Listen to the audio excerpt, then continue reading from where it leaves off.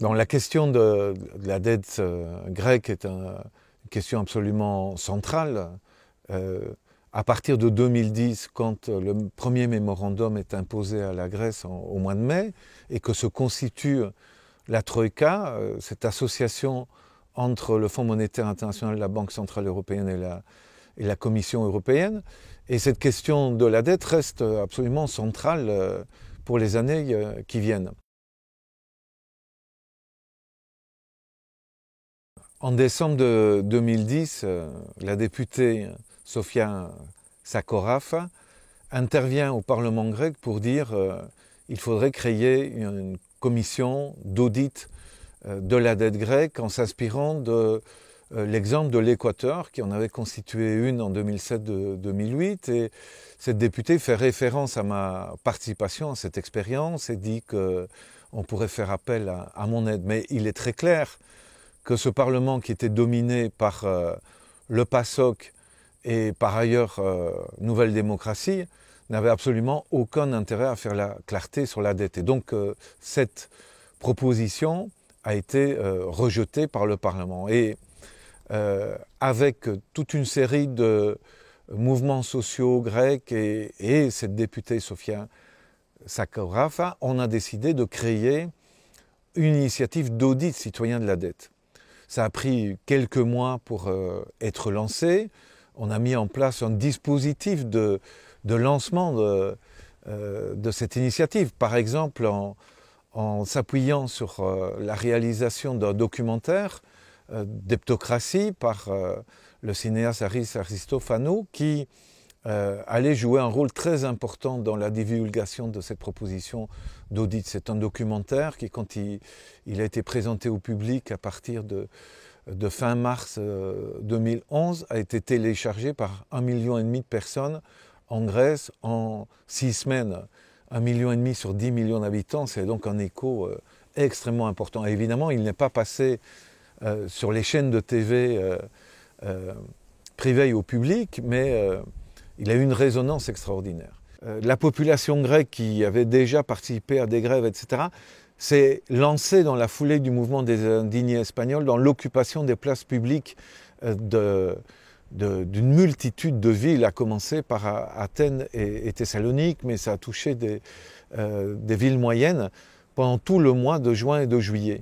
Et là, les membres du comité d'audit citoyen ont trouvé un écho extraordinaire sur les places publiques en présentant les résultats préliminaires de la remise en cause des dettes réclamées à la Grèce et l'explication de comment la Grèce avait accumulé une telle dette qu'on pouvait considérer comme illégitime.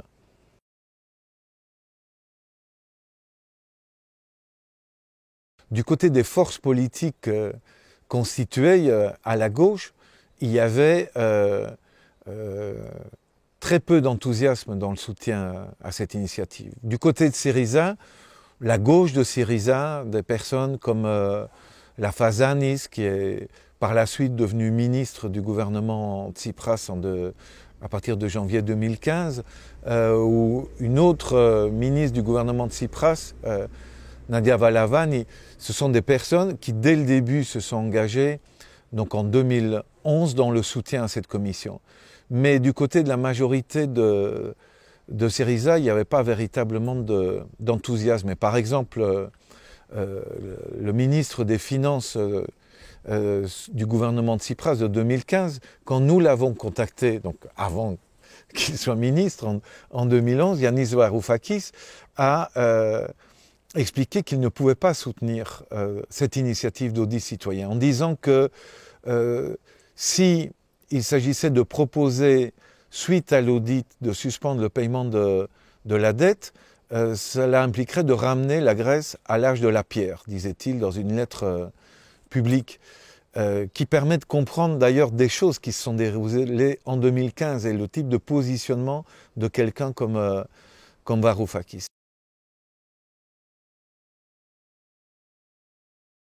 Cette initiative d'audit citoyen a trouvé un écho auprès de Syriza finalement, malgré les difficultés de départ, et Syriza a inscrit une des demandes de cette initiative d'audit citoyen dans son programme en 5 points présenté aux élections de mai et puis au deuxième tour de juin 2012.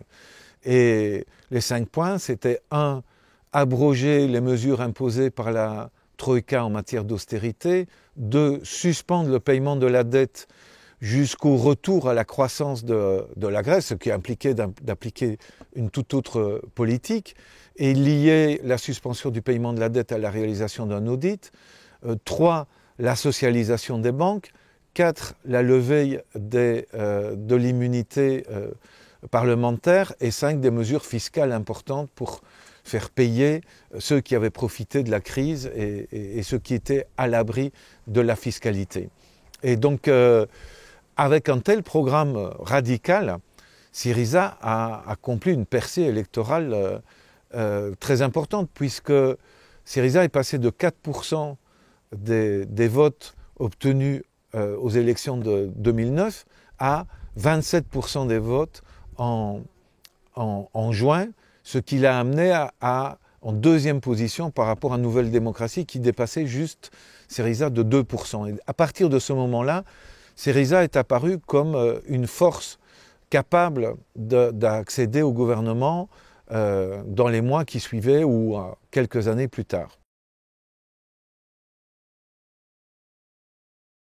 Ce qui est vraiment interpellant, c'est que, alors que Syriza démontre par sa radicalité qu'elle trouve un écho extrêmement important dans la population grecque, notamment avec la proposition de suspension du paiement de la dette, la réaction de la direction de Syriza, et notamment d'Alexis Tsipras, c'est plutôt de modérer les propositions, avec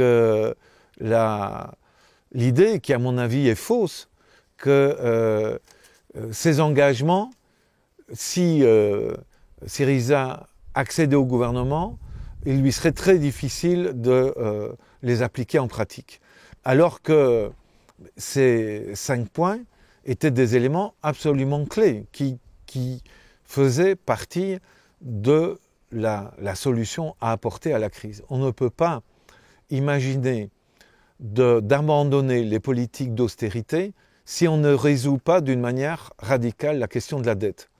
Il est impossible de revenir sur une série de mesures si on ne réduit pas radicalement la dette. Donc il fallait combiner la question d'abroger des mesures dictées par la Troïka à la suspension du paiement de la dette et à l'obtention d'une réduction radicale. Et puis il fallait aussi trouver une solution du côté des banques et évidemment de la fiscalité. Or, en octobre 2012, alors que je suis invité à donner une conférence au premier festival de la jeunesse de Syriza, je me retrouve dans une discussion en tête-à-tête avec Alexis Tsipras, et au travers de cette discussion, je me rends compte que, en fait, cette proposition de suspension de paiement de la dette et d'audit, il est en train de revenir dessus, et il s'oriente vers plutôt une négociation pour obtenir une réduction de la dette de la part des créanciers sans recourir à la suspension du paiement. Et je lui dis de mon étonnement, et il me répond, écoute, notre programme en 5 points est maintenu, mais je me rends compte qu'en réalité, ce n'est pas ça qui est la perspective pratique de Tsipras.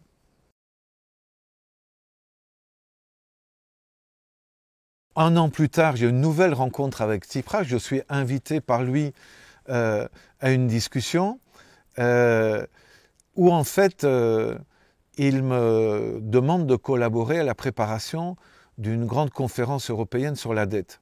Parce que l'orientation qu'il a adoptée à ce moment-là, c'est d'avancer l'idée d'une conférence européenne pour réduire la dette de la Grèce, à l'image de ce qui s'était passé en 1953, lorsque les vainqueurs de la Seconde Guerre mondiale ont concédé à l'Allemagne de l'Ouest une réduction très importante de sa dette. Alors nous avons une discussion à ce moment-là entre Alexis Tsipras et moi, et je lui dis que ça me paraît tout à fait légitime qu'il interpelle les l'opinion publique européenne et les institutions européennes pour dire qu'il faudrait une conférence sur la dette et il faut réduire la dette grecque, mais je lui dis il n'y a aucune chance que cette proposition réellement n'aboutisse. Et donc il faut absolument combiner cette proposition à d'autres initiatives et bien reprendre l'idée d'un audit avec une suspension du paiement de la dette. La discussion à ce moment-là se termine par le fait qu'il me propose de participer donc à un noyau de préparation d'une conférence européenne qui devait se tenir à Athènes en mars 2014, mais entre-temps, cette proposition n'avait pas été soutenue sous cette forme-là par le parti de la gauche européenne qui finit par convoquer une conférence à Bruxelles au printemps 2014 à laquelle j'ai été invité avec Alexis Tsipras, avec d'autres dirigeants de Syriza et de la gauche européenne. Et là, à l'occasion de cette conférence, je redis très clairement, écoutez, il faut un plan B. Cette première proposition de conférence européenne n'est pas suffisante. Je me retrouve dans un panel où on discute de ça avec Euclide Tsakalotos, qui est aujourd'hui ministre des Finances en remplacement de Yanis Varoufakis, et je me rends compte, dès cette époque, donc printemps 2014, que Euclide Tsakalotos n'est absolument pas favorable à mettre au point un plan B portant sur la dette, portant sur les banques, portant sur la fiscalité, et que le plan, en fait, visiblement, est négocier à tout prix avec les Européens, les institutions européennes, pour obtenir une réduction de l'effort d'austérité, qui après rentrera dans ce qu'on appelle le programme de Thessalonique, et la perspective d'une réduction négociée de la dette.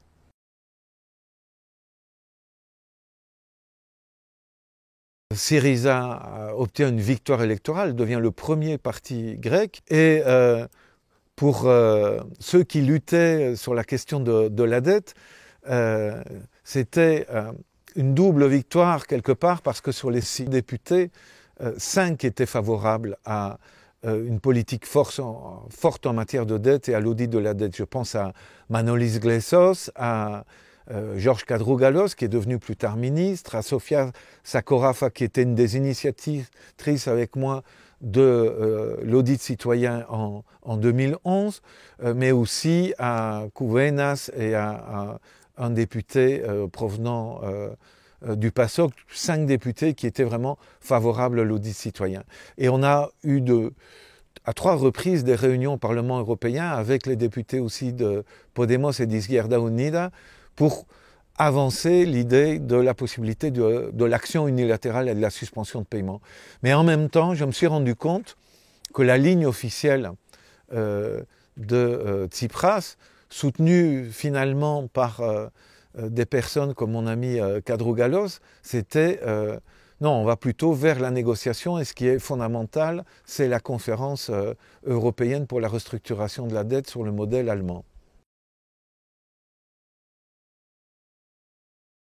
En janvier 2015 sont convoquées des élections anticipées pour le 25 janvier, et à partir du 2 janvier, je suis contacté par un envoyé d'Alexis Tsipras qui me demande si je suis disponible pour conseiller la direction de Syriza en matière de dette, et j'accepte immédiatement, et je fais une série de propositions dans la continuité de ce qui a été réalisé depuis 2011. Et quelques jours avant les élections, alors que j'avais fait une série de propositions à leur demande, le contact se perd. Alors je me rends, après la constitution du gouvernement grec le 27 janvier, suite à la victoire électorale remportée par Syriza, je me rends à Athènes, et je rencontre une des personnes que je rencontre, c'est Georges Kadrougalos, devenu ministre de la réforme administrative, qui avait soutenu donc à fond l'audit, qui, lorsqu'il était député européen, soutenait aussi d'une certaine manière les propositions que je faisais. Et il me met en contact avec la nouvelle présidente du Parlement grec, Zoé Konstantopoulou, Et là, le courant est passé directement. Après 10 minutes de discussion, alors que je lui faisais la proposition de lancer une commission d'audit à partir du Parlement grec, elle a tout de suite embrayé et à l'issue d'une discussion d'1 heure, elle a rendu public les résultats de cette discussion en disant qu'elle faisait appel à mon concours pour lancer une commission d'audit de la dette grecque.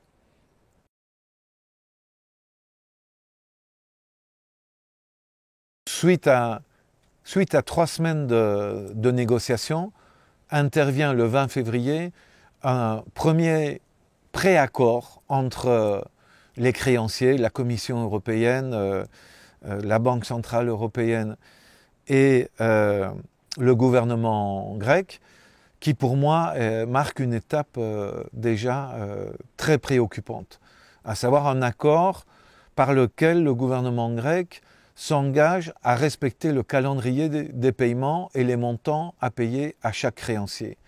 Et déclare que le gouvernement grec va faire une série de propositions à l'Eurogroupe, qui remplaçait la Troïka, en matière de réformes. Mais évidemment, pour l'Eurogroupe, ça voulait dire des réformes qui poursuivaient le programme en cours, reporté à la fin juin 2015, et donc des mesures d'austérité négociées avec les créanciers. Pour ma part, je pense qu'il aurait fallu adopter une autre politique comme gouvernement grec. Comme il était démontré dès le 20 février que les créanciers n'étaient pas prêts à permettre à Syriza de réaliser son programme, à savoir revenir sur l'austérité et obtenir une réduction de la dette, comme moyen de pression sur les créanciers, Tsipras aurait dû dire « j'applique le règlement européen adopté le 21 mai 2013 qui prévoit la réalisation d'un audit pour voir dans quelles conditions on a accumulé une dette qui devient insoutenable et déceler d'éventuelles irrégularités, c'est le texte exact de ce règlement européen, donc de dire, comme gouvernement, j'applique cela et il me faut, pendant la réalisation de l'audit, suspendre le paiement de la dette.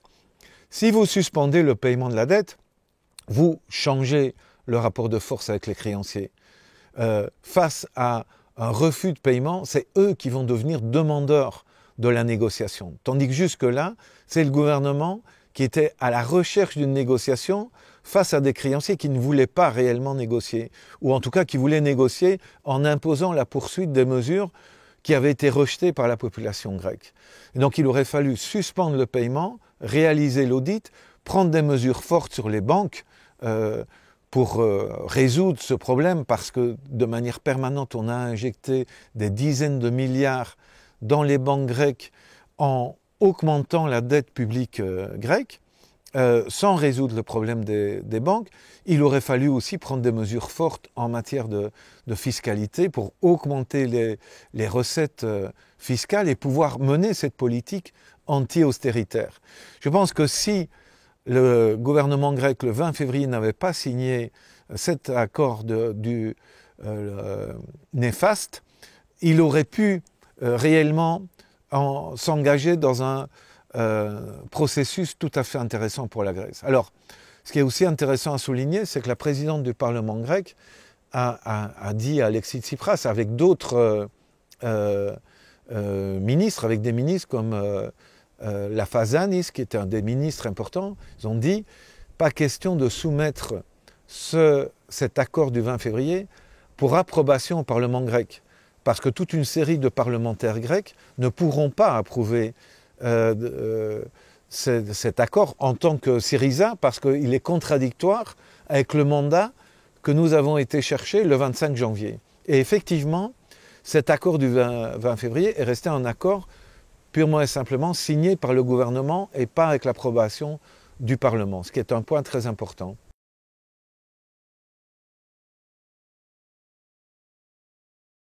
Le 4 avril 2015 commencent officiellement les travaux de cette commission pour la vérité sur la dette grecque, instituée par la présidente du Parlement grec et dont la coordination des travaux m'incombe. Et au lancement des travaux, cela se fait par une séance publique de toute une journée à laquelle participent le Premier ministre, Alexis Tsipras, le Président de la République, la majorité des ministres sont là, une série de parlementaires et une participation citoyenne fort importante. C'est-à-dire des mouvements sociaux grecs sont présents parce que cet audit est conçu comme un audit à participation citoyenne. Et donc, nous nous lançons dans des travaux qui nous ont demandé énormément de travail pendant 2 mois et demi. Pour les réaliser, nous avons procédé à des auditions. Nous avons fait venir, par exemple, le négociateur grec au FMI pour la période 2010-2011. Nous avons fait venir un ancien conseiller de Barroso, le président de la Commission européenne, pour la période 2010, 2011, 2012. Nous avons évidemment étudié toutes les dettes telles qu'elles sont réclamées par les créanciers actuels de la Grèce, dans quelles conditions ces dettes ont été contractées, etc. Et nous avons défini les critères que nous allions utiliser pour identifier les dettes illégitimes, illégales, insoutenables ou odieuses. Et donc sur la base de ces critères et de l'analyse rigoureuse des dettes réclamées, nous avons produit un rapport préliminaire que nous avons présenté les 17 et 18 juin, qui conclut à ce que les dettes réclamées par les créanciers publics, la Troïka, sont des dettes qui, à nos yeux, sont illégitimes, illégales, insoutenables et odieuses. Quand je dis à nos yeux, c'est sur la base, évidemment, de critères scientifiques et sur la base de notions du droit international et du droit interne.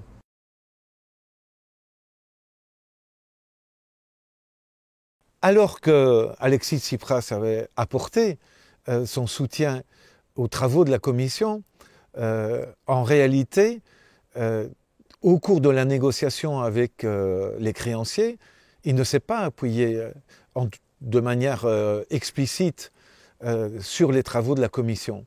Et donc, Alexis Tsipras et notamment Yanis Varoufakis ont poursuivi leur plan qui était d'obtenir la conclusion du programme d'austérité pour la fin du mois de juin en renouvelant un nouveau programme avec ses créanciers, mais dans des conditions largement déterminées par eux, sans mettre la pression sur eux, en renonçant donc à la suspension de paiement. Et donc ça a mené à l'impasse que l'on connaît, à savoir que les créanciers ne faisaient aucune concession au gouvernement grec et présentaient à l'opinion publique internationale le gouvernement grec comme incapable de présenter des propositions sérieuses. Et ça a montré un hiatus profond entre cette initiative extrêmement importante d'audit et une situation dans laquelle, poursuivant la négociation, le gouvernement grec utilisait tous les fonds disponibles pour payer les créanciers. 7 milliards ont été utilisés par le gouvernement grec pour rembourser le Fonds monétaire international, la Banque centrale européenne, les créanciers privés, alors que les dépenses pour résoudre les problèmes de la crise humanitaire, donc les problèmes de santé, les problèmes posés aux retraités, aux 300 000 familles qui n'avaient plus de raccordement électrique, les dépenses pour répondre à la crise humanitaire se sont élevées à 200 millions d'euros. 200 millions d'euros face à 7 milliards remboursés aux créanciers, on mesure l'importance du fossé. Donc, en tant que coordinateur de la commission, avec tous les membres de la commission, nous étions dans une situation vraiment de profonde frustration et d'inquiétude en se disant mais comment se fait-il, alors que nous sommes en train de démontrer que la dette est illégitime, comment se fait-il qu'on continue à rembourser de cette dette? Est-ce que nous commençons à le dire publiquement, qu'il y a un problème là? Ce qui m'a amené à aller, par exemple, rencontrer le ministre en charge des retraites, Dimitris Stratoulis, qui lui annonçait qu'il refusait de nouvelles mesures de réduction des retraites pour lui apporter publiquement mon soutien en disant oui, il faut résister aux exigences des créanciers. Et donc pour nous, il était fondamental de montrer qu'il y avait un lien entre nos travaux et les préoccupations de la population grecque. Et là, je dois vous dire que j'ai pu mesurer que nous rencontrions un écho extraordinaire dans la population grecque. Personnellement, comme coordinateur de la commission, ma photo et mes déclarations apparaissaient dans les médias. Et lorsque je me déplaçais en rue à Athènes ou lorsque je prenais le métro ou le tram, j'étais très régulièrement arrêté par des citoyens grecs me disant merci pour le travail que vous réalisez et pour l'aide que vous apportez au pays. Alors que les médias dominants qui représentent 80% de l'audimat dénigraient les travaux de la commission, la population grecque décodait cette politique de discrédit qui était lancée par les médias et nous appuyait et avait une attente très importante à l'égard de nos travaux.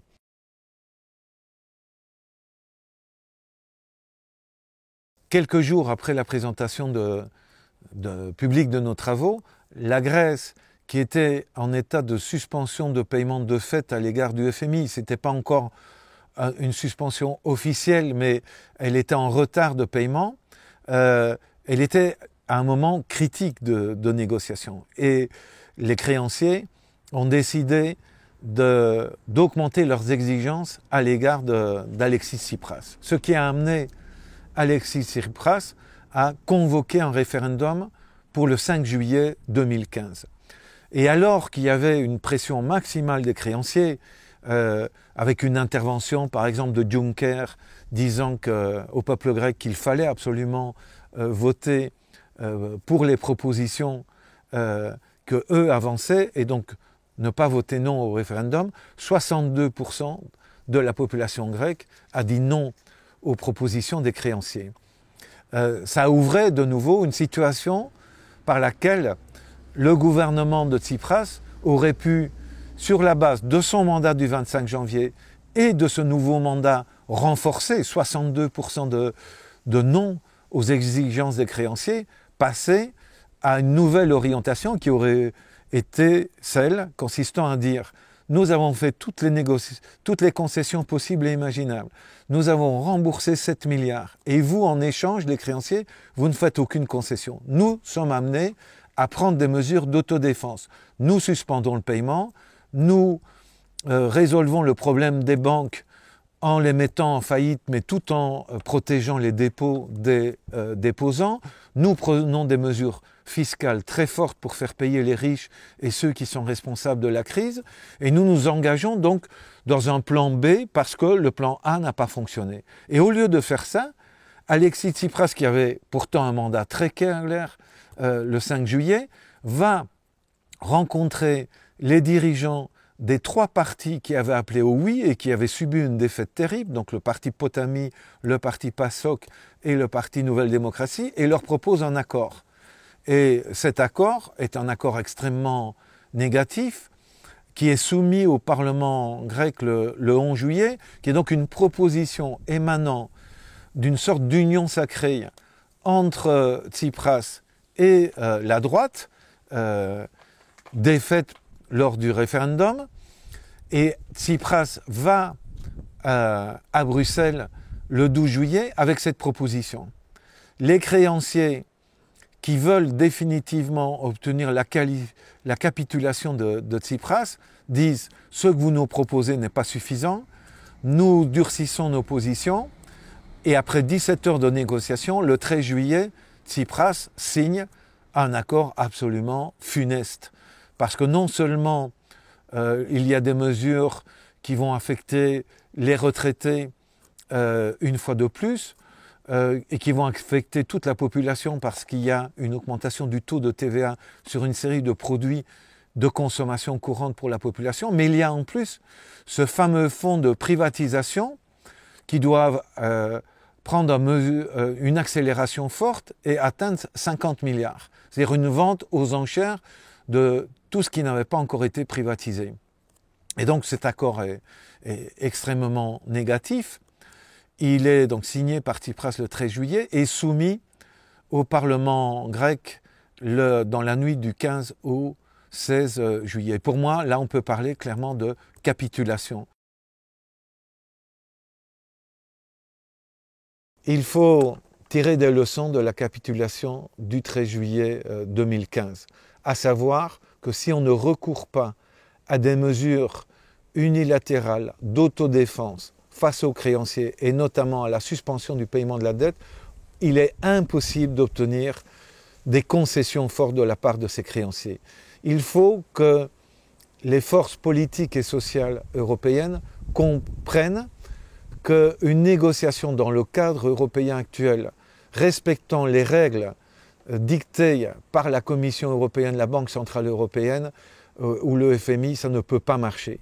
Il faut désobéir aux créanciers. Ce n'est qu'en désobéissant aux créanciers qu'on peut leur imposer de faire des concessions.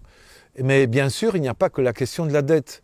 Il faut répéter qu'aujourd'hui, des mesures clés d'alternatives, c'est, à côté de la suspension de la dette, l'abandon évidemment des politiques d'austérité et l'adoption de lois restaurant les droits des personnes qui ont été affectées par ces politiques d'austérité.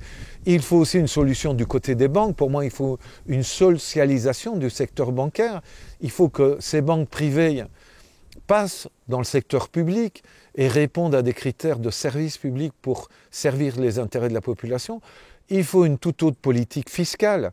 Il faut que le pourcent le plus riche et les grandes entreprises paient réellement des impôts d'une manière importante et qu'on baisse la charge des impôts sur la majorité de la population. Donc on baisse les taux de TVA, qu'on exonère de certains impôts jusqu'à un certain niveau de revenus ceux d'en bas, c'est absolument clair. Et c'est la combinaison donc d'une politique qui porte sur la dette, sur les banques, sur la fiscalité et créant des emplois et mettant fin à l'austérité qui permet de mettre en place une alternative. Cette alternative est tout à fait possible. La population est prête à soutenir, ou sinon on ne comprendrait pas pourquoi 62% des Grecs, alors qu'ils étaient menacés du chaos s'ils votaient contre, pourquoi, malgré ce matraquage et ce chantage et la fermeture des banques grecques, pourquoi ils ont voté contre la proposition des créanciers. Donc, la conclusion, ça doit être qu'un mouvement qui veut assumer des responsabilités gouvernementales doit être prêt à être à la hauteur du soutien populaire. Si on propose à la population de rejeter des propositions des créanciers, si on propose de réaliser un autre programme, il faut être prêt à prendre les mesures qui permettent la réalisation de ce programme. Donc ce dont on a besoin, c'est des forces sociales et politiques qui sont prêtes dans le concret à affronter les créanciers et à désobéir aux créanciers. C'est la leçon fondamentale à tirer. La leçon, c'est que la modération ne permet pas de trouver une solution. Il faut, avec bien sûr l'appui de la population, prendre des mesures très fortes qui sont possibles. À côté de mesures fortes comme la suspension du paiement de la dette et la socialisation des banques, il y a des mesures très concrètes comme la création d'une monnaie complémentaire qui peuvent avoir un effet extrêmement intéressant.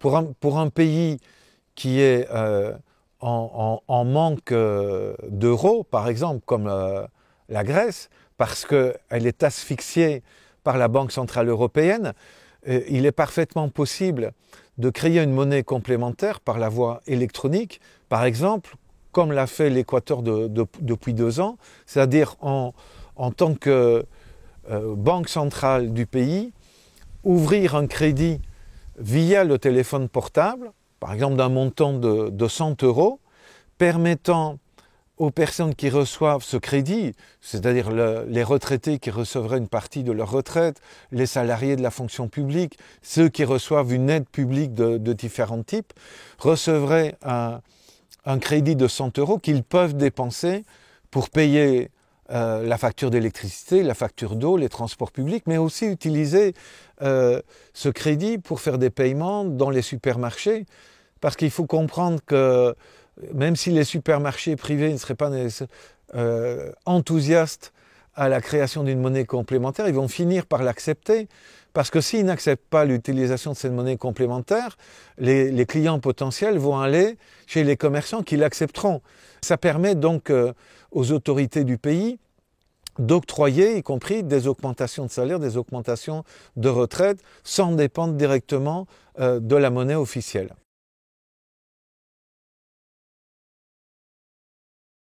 Par rapport à la question de l'euro, je pense que pour un pays comme la Grèce ou le Portugal, pour prendre deux exemples, la sortie de l'euro devient une perspective absolument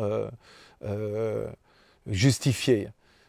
Pour reprendre la maîtrise de l'économie et appliquer des politiques qui répondent aux intérêts du pays, il faut être prêt à revenir à une monnaie nationale.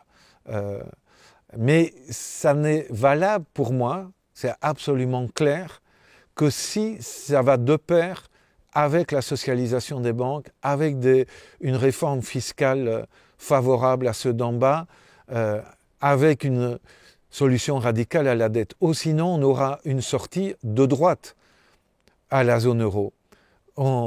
Et c'est pour ça qu'une partie de l'extrême droite soutient dans une perspective de repli national et souverainiste la sortie de la zone euro. Or ça, il faut l'éviter absolument. Il faut une sortie progressiste, favorable au peuple de la zone euro, pour retrouver le contrôle sur sa propre monnaie, pour mener une politique favorable au marché local, et notamment en soutenant les producteurs locaux, pour que les producteurs locaux satisfassent les besoins du marché local. Donc le problème, ce n'est pas d'aller vendre un maximum de produits à l'extérieur, bien sûr, on en vend à l'extérieur, mais c'est de se baser sur les forces productives et les producteurs locaux pour renforcer la capacité de répondre aux besoins de l'économie locale, et donc de diminuer les importations, et donc de diminuer les besoins en devises fortes dans le cas d'un pays qui retourne à sa propre monnaie.